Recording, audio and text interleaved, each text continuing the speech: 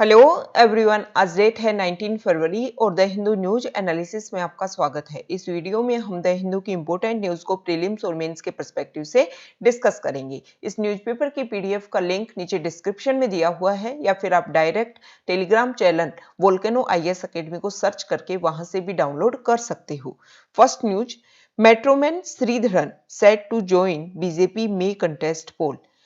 देखो, मेट्रोमैन ई श्रीधरन को का नाम है मेट्रोमैन। उनको मेट्रोमैन की उपाधि दी गई थी क्योंकि जब वो डीएमआरसी के हेड थे तो उस समय उन्होंने हमारे इंडिया का जो पब्लिक ट्रांसपोर्ट है उसको उसका फेस ही चेंज कर दिया था। उन्होंने अपने समय के दौरान, जब वो डायरेक्टर थे डीएमआरसी के, उस समय उन्होंने कोंकण रेलवे और दिल्ली मेट्रो को बिल्ड किया था।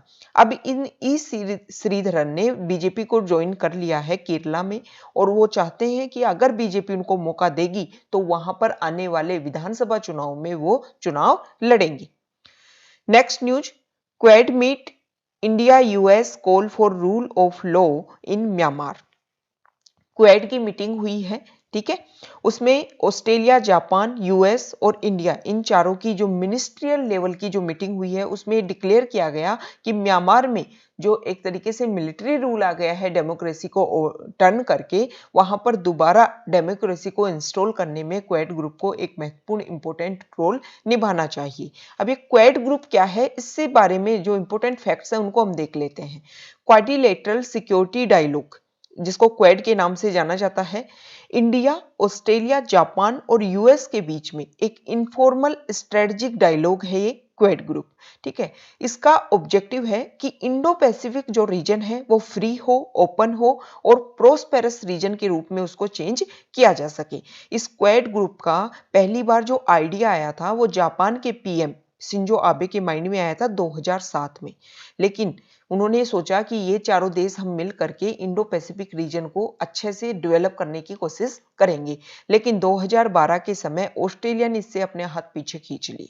हालांकि 2017 में फिर से इंडो पैसिफिक रीजन को फ्री बनाने के लिए, जिस पर किसी का भी इन्फ्लुएंस ना हो, स्पेशली चाइना का, उसके लिए काम किया गया और चार देश यूएस, इंडिया, ऑस्ट्रेलिया और जापान, ये चारों इस देश में शामिल हैं।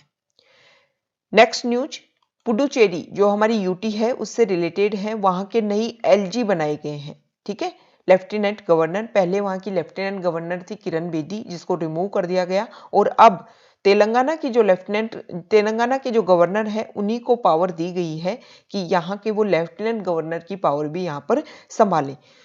तो देखो, जो ये जैसे ही लेफ्टिनेंट गवर्नर बनी उसके बाद में उन्होंने वहां के जो चीफ मिनिस्टर हैं उनसे अपनी पावर, जो फ्लोर टेस्ट है उसके लिए बोला है कि मंडे को 22 फरवरी को आपको हाउस में ये डिक्लेयर करना होगा कि आपके पास में प्रॉपर पावर है एक गवर्नमेंट चलाने के लिए। ये सब इसलिए सामने आया है क्योंकि एक जो मेंबर है वहां का, उसने अपना रेजिग्नेशन दे दिया है और चार जो मेंबर हैं, देखो, वन मेंबर की डिस्क्वालिफिकेशन कर दिया गया है और चार जो मेंबर हैं उन्होंने रेजिग्नेशन दे दिया है। तो इससे माना जा रहा है कि हो सकता है कि उनकी जो पावर है, एक मेजोरिटी में जो पावर होनी चाहिए गवर्नमेंट बनाने के लिए, हो सकता है उनकी पावर जो है वो लूज हो गई है। नए जो लेफ्टिनेंट गवर्नर हैं उनको शपथ दिलवाई गई, उन्होंने ओथ ली। मद्रास हाई कोर्ट के जो चीफ जस्टिस हैं उन्होंने उनको ओथ दिलाई। देखो, अब आप बोलोगे कि पुदुचेरी के हाई कोर्ट ने क्यों नहीं दिलाई, मद्रास की ने क्यों दिलाई? क्योंकि देखो, हमारे जो यूटीज हैं उनके पास में खुद के हाई कोर्ट नहीं है। एकमात्र सिर्फ 1966 में दिल्ली ऐसा यूटी है जिसके पास में अपना हाई कोर्ट है और अब जे एंड के जो नया यूटी बना है उसके पास में भी अपना हाई कोर्ट है, ठीक है। तो ओथ दिलवाता है कौन? Chief justice of high court जो होता है वो ओथ दिलवाता है यहाँ के लेफ्टिनेंट गवर्नर को और इनको अपॉइंट करते हैं प्रेसिडेंट, ठीक है। ये लेफ्टिनेंट गवर्नर के बारे में हमने डिस्कस किया। नेक्स्ट न्यूज है फार्मर प्रोटेस्ट को लेकर के। देखो, फार्मर्स बहुत दिनों से दिल्ली के आसपास वाला जो एरिया है उनकी सीमाओं को, बॉर्डर को के ऊपर बैठे हुए हैं और वो फार्मर्स प्रोटेस्ट कर रहे हैं ताकि एमएसपी को, मिनिमम सपोर्ट प्राइस, जो अभी गवर्नमेंट 23 क्रॉप्स के लिए देती है उसको एज ए लॉ डिक्लेयर किया जाए और जो 3 फार्म लॉज बनाए गए हैं उनको अनल किया जाए, रिपील किया जाए गवर्नमेंट के द्वारा। तो उसी के विरोध करते हुए उन्होंने रेलों को रोका और रेल रोको जो अभियान चलाया उसमें फार्मर्स ने बोला कि बहुत ही पीसफुली हमने ये काम किया, मतलब सिर्फ रेल रोकी गई 4 घंटे के लिए। लेकिन रेलवेज की तरफ से भी बयान आया है कि ट्रेनों के चलने में इसका कोई भी फर्क नहीं पड़ा, मतलब नेग्लिजिबल जो इम्पैक्ट होता है वो पड़ा, कुछ ज्यादा प्रभाव देखने को नहीं मिला। नेक्स्ट न्यूज है सीवीसी सेंट्रल विजिलेंस कमीशन को लेकर के। यहां देखिए, देखो महाराष्ट्र की बात है और महाराष्ट्र में ये हुआ था, एक सेकेंड,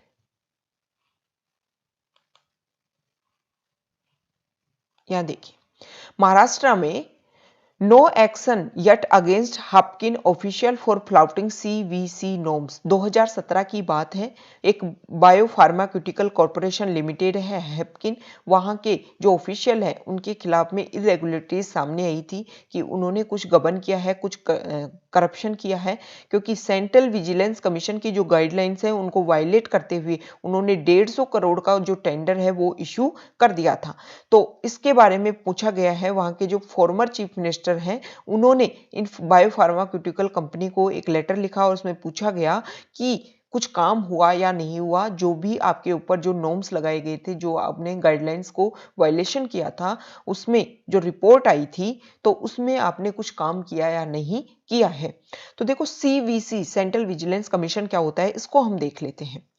1964 में गवर्नमेंट की जो बॉडीज होती हैं उनमें क्या करप्शन होता है, ठीक है, उसको उनको डिक्लेयर करने के लिए, उनके बारे में ध्यान रखने के लिए K. संताना में कमेटी बनी थी और उस कमेटी की रिकमेंडेशन के आधार पर 1964 में सेंट्रल विजिलेंस कमीशन को बनाया गया था।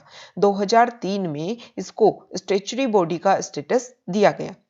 इसके जो अपॉइंटमेंट है सेंट्रल विजिलेंस कमिश्नर और विजिलेंस कमिश्नर, इनका अपॉइंटमेंट करता है president of India. Central vigilance commission जो बॉडी है उसमें एक सेंट्रल विजिलेंस कमिश्नर होता है और not more than 2 vigilance commissioner होते हैं, मतलब 2 इसमें मेंबर एक्स्ट्रा में होते हैं, एक हेड होता है और 2 उसको असिस्ट करने वाले विजिलेंस कमिश्नर होते हैं। ठीक है, नेक्स्ट न्यूज यहां देखिए, देखो आंध्र प्रदेश में जो एमएलसी है उस एमएलसी के चुनाव होने वाले हैं और उसके लिए इलेक्शन कमीशन ऑफ इंडिया ने अपना अनाउंस किया है कि चुनाव कब होंगे। अब एमएलसी क्या होती है इसके बारे में हमें पता होना चाहिए। जैसे हमारा सेंटर में पार्लियामेंट है, पार्लियामेंट में एक लोअर हाउस होता है लोकसभा और एक अपर हाउस होता है राज्यसभा। सेम उसी तरीके से 6 स्टेट ऐसे हैं हमारे इंडिया में, जैसे यूपी, बिहार, महाराष्ट्र, कर्नाटका, आंध्र प्रदेश और अभी नया बना है तेलंगाना। उस तेलंगाना में भी एमएलसी है। तो इन स्टेट में लोअर हाउस होता है और अपर हाउस होता है। लोअर हाउस होता है स्टेट लेजिस्लेटिव असेंबली और अपर हाउस होता है स्टेट लेजिस्लेटिव काउंसिल। तो ये जो अपर हाउस होता है वहां पर चुनाव होने वाले हैं आंध्र प्रदेश में।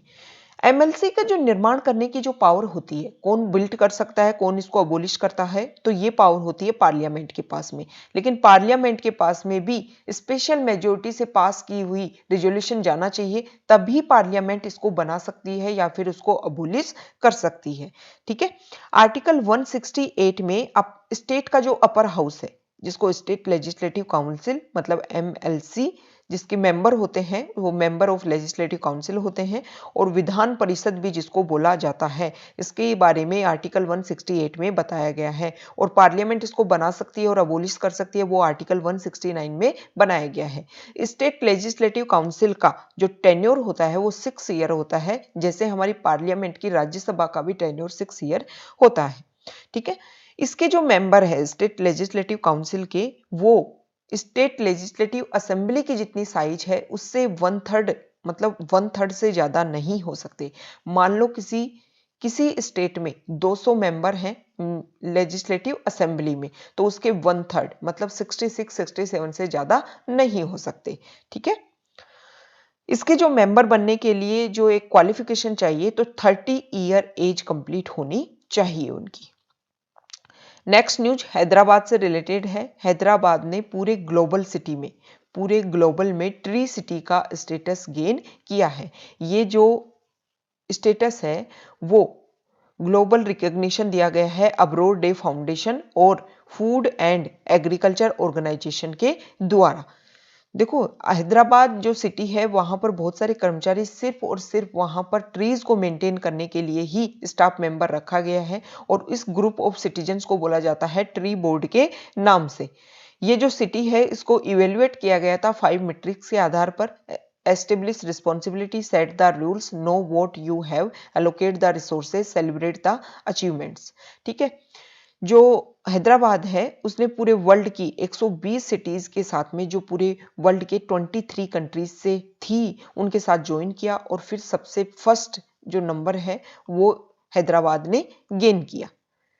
नेक्स्ट न्यूज, सुप्रीम कोर्ट ने, यहां देखो, सुप्रीम कोर्ट ने इलेक्शन कमीशन ऑफ इंडिया और जो हमारी गवर्नमेंट है उससे एक बात पूछी है कि रिमोट इलेक्ट्रॉनिक वोटिंग सिस्टम के ऊपर आपके क्या विचार हैं, उस पर आप अपना रिस्पॉन्स दो। क्योंकि बहुत सारे लोग ऐसे होते हैं जो अपनी आजीविका कमाने के लिए बहुत दूर चले जाते हैं और वो वापस आकर के चुनाव में भाग नहीं ले सकते। तो अगर इस तरीके से वोटिंग में वो पार्टिसिपेट कर सकें तो जो डेमोक्रेसी में जो पार्टिसिपेशन है लोगों का वो काफी इंक्रीज होगा। नेक्स्ट न्यूज देखो, अरुणाचल प्रदेश से रिलेटेड है। हमारी चाइना और इंडिया की बॉर्डर मिलती है अरुणाचल प्रदेश में भी। ठीक है, अरुणाचल प्रदेश की जो बॉर्डर है वो म्यांमार जो हमारा नेबरिंग कंट्री है उसके साथ मिलती है। इसके अलावा भूटान के साथ भी मिलती है। वहां पर हम रोड को डेवलप करेंगे क्योंकि जो हमारे आईटीबीपी मेंबर्स जो हैं, जिसको इस फोर्स को 1962 में बनाया गया था आईटीबीपी को, और इसके जो फोर्स के जो मेंबर है वो वहां पर हमारी सिक्योरिटी करते हैं। तो उन लोगों को 21 डेज लग जाते हैं पैदल चलते हुए। अगर लास्ट पेट्रोलिंग पॉइंट पर उनको जाना हो, इंडिया और चाइना का जो बॉर्डर है उसके अगर लास्ट पेट्रोलिंग पॉइंट पर उनको जाना है तो 21 डेज तक वो लोग पैदल क्या करते हैं, पेट्रोलिंग करते हैं। तो इसी परेशानी को कम करने के लिए ये जो बॉर्डर है उसका निर्माण करवाया जाएगा। हालांकि 2014 से ही इसके ऊपर विशेष ध्यान दिया गया था, लेकिन बहुत कारणों से ये जो काम है वो डिले हो गया और अब इनको अच्छे से निर्माण किया जाएगा। देखो इंडिया और चाइना के बीच में पेंगोंग सो लेक है, उसमें भी दोनों में डिसंगेजमेंट प्रोसीजर स्टार्ट हो गया है। पहले क्लैश चल रहा था, टेंशन चल रही थी और उसके बाद में ये बोला गया है कि आने वाले समय में जो और एरिया है जैसे Ladakh, Depsang, Demchok, Gogra hot spring and Galwan valley, जहां पर इंडिया और चाइना के बीच में प्रॉब्लम है, तो उस एरिया में भी डिसंगेजमेंट प्रोसीजर होगा। देखो इस डिसंगेजमेंट प्रोसीजर को लेकर भी काफी क्रिटिसिज्म हो रहा है क्योंकि पेंगोंग सो लेक से चाइना पीछे इसलिए हट रहा है क्योंकि जब northern bank of Pangong so lake पर चाइना ने अपना अधिकार कर लिया था तो इंडिया ने सर्दर्न बैंक पर अपना अधिकार कर लिया था। ठीक है, अब सर्दर्न बैंक पर अपना अधिकार कर लिया तो चाइना को लगा क्योंकि जिन पॉइंट पर इंडिया ने अपना अधिकार किया था वहां से इंडिया की फोर्स डायरेक्ट चाइना की फोर्स पर अटैक कर सकती थी, तो उसी के लिए चिंता हुई चाइना को और फिर ये डिसएंगेजमेंट प्रोसीजर पर सहमति बन पाई। क्योंकि उससे पहले भी ऐसी बातें हुई लेकिन चाइना ने सहमति नहीं बनाई थी और इसी का नतीजा रहा कि इंडिया ने जो सर्दर्न बैंक है उसको अपने अधीन कर लिया और फिर चाइना को अपने आगे घुटने टेकने के लिए मजबूर किया। तो अब इस आर्टिकल में बोला गया है कि आने वाले समय में जैसे ही पेंगोंग सो लेक से पीछे लोग हटेंगे, पीछे हमारे ट्रूप्स दोनों पीछे जाएंगे, तो और जो पॉइंट है जिनमें हमारे क्लैश है, टेंशन है, उन पर भी बातचीत होगी। लेकिन जो क्रिटिसिज्म करने वाले लोग हैं उन्होंने ये बोला है कि तब तो इंडिया के पास में एक पॉइंट था कि आपने सर्दर्न बैंक को अपने अधीन कर रखा है इसलिए अपने अपनी बात रखती, लेकिन अब आपके पास में कहां पॉइंट है, वो तो आप छोड़ दी ना आपने। साउथ जो पीक है पेंगोंग सो लेक की वो तो आपने छोड़ दी, तो आप किस पॉइंट के आधार पर चाइना को बोलोगे कि आप पीछे हटो और पॉइंट्स पर। तो क्या होना चाहिए, ये जो डिसएंगेजमेंट प्रोसीजर है इसी के साथ में ही जो और क्लैश पॉइंट है उन पर भी साथ में ही काम होना चाहिए, ऐसा इस आर्टिकल में बोला गया है।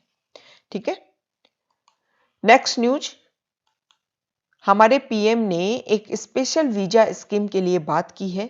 मेडिकल स्टाफ मतलब डॉक्टर, नर्सेज, इनको स्पेशल वीजा दिया जाएगा साउथ एशिया के जो कंट्रीज हैं उनके लिए, ताकि जब भी कोई हमारे पेंडेमिक आए तो एक देश से दूसरे देश में ये जो नर्सिंग स्टाफ है, डॉक्टर्स हैं, वो आ जा सके ताकि इस पेंडेमिक को अच्छे से रिकवर किया जा सके। तो इसको लेकर के एक मीटिंग हुई थी, जो हमारे हेल्थ सेक्रेटरी हैं उन्होंने इस मीटिंग को अटेंड किया और हमारे पड़ोसी 9 नेबरिंग कंट्रीज ने भी इसमें साथ, इन सब ने वर्चुअल मीटिंग को एड्रेस ज्वाइन किया था।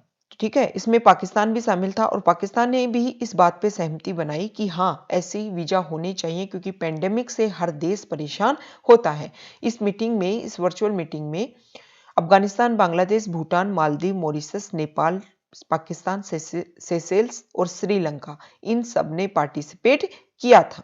ठीक है, तो ये हमने डिस्कशन किया, कई इंपॉर्टेंट न्यूज़ को हमने देखा। Okay, thank you.